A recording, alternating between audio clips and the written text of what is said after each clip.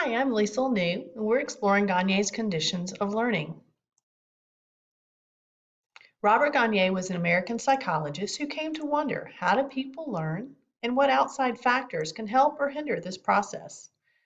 In 1965, he wrote a book called Conditions of Learning, which addressed these questions.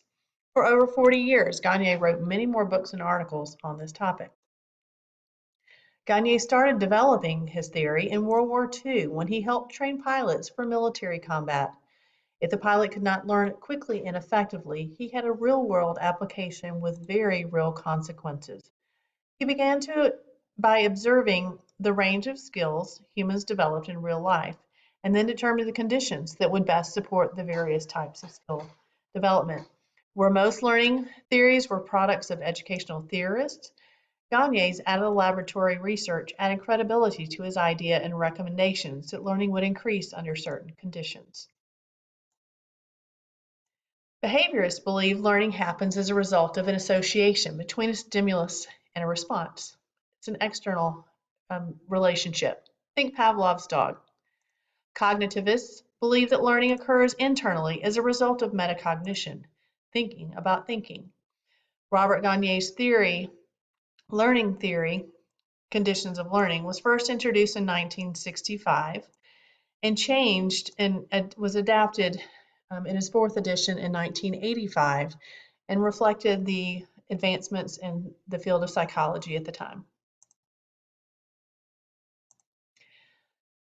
Gagne came up with 5 types of learning outcomes. He believed that learning itself was largely responsible for an individual's development and that learning develops complex skills by building upon previously learned simple skills.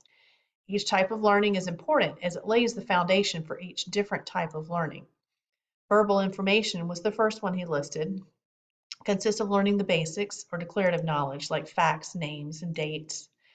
Intellectual skills are involved in allowing students to understand concepts, discriminate between given situations, and follow a procedure, such as being able to measure or do the math before building something with a saw. Cognitive strategies are also going back to the metacognition, thinking about thinking, what helps individuals learn effectively, being aware of what helps them and what does not. Attitudes, these are emotions or cognition and behavior. We as teachers know a lot about attitudes and that how much it can largely impact behavior. We have, if you can be happy as a clam, crabby as a crab, or somewhere in between, and that definitely affects the outcome. Motor skills, anything from being able to swing a golf club or play a musical instrument. We want to build precision and smoothness in motor skills, and these are also important in learning. There are 8 stages in the hierarchy of learning. These build from the bottom of the pyramid to the top. Individuals must conquer each step in the pyramid before moving up. The first 4 are primarily behavioral: signal learning, stimulus learning, psychomotor connection, and verbal association. The next 3 include both external and internal aspects. These are discrimination learning, concept learning, rule learning. And the last and most complex, problem solving, is purely cognitive and involves application of the information learned. Gagne had 9 events or phases of instruction. These included gaining the attention of the student, setting the objectives, building on prior knowledge or testing their prior knowledge, providing the stimulus to teach content, and guidance. Before we move on, let's see how this could apply in the classroom. For example, in an 8th grade Georgia Studies classroom, if we're learning about the cotton gin and its effects, intended and unintended, on the slave population and the agricultural industry of cotton in the South. I might bring in a piece of cotton or a bunch of cotton to pass around to the students.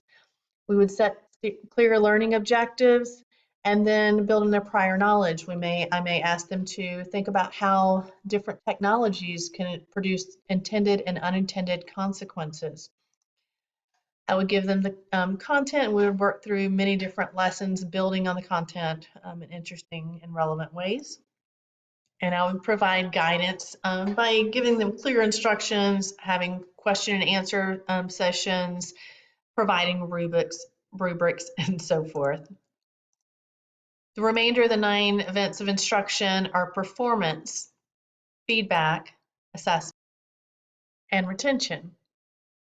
In the 8th grade classroom, we provide practice in many ways, one of which during our cotton unit is a farming activity to give them insights into the choices the farmers make.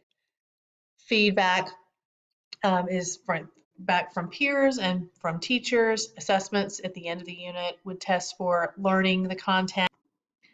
And retention would allow for further practice to help build and retain that information. So how does this apply in the real world? Joshua studied college students' vocabulary acquisition using Gagne's 9 events of instruction. The results are very positive. It boosted learner vocabulary acquisition and retention of new words, and also built learner autonomy. The results were significant with easy to follow steps, and the best part was the students felt good about their accomplishments as well. A second case study showed that positive results were not just a result of this first case study. You added an element of competition into the learning process of design talent cultivation in university students. He incorporated several elements of Gagne's 9 events of instruction. The results exhibited a positive correlation. Gagne's model of conditional learning is useful in today's instruction and has been proven effective in case studies. Its goal is to help provide an effective structure for learning while still addressing students' individual needs. The following are the resources used. Thank you for watching the presentation today.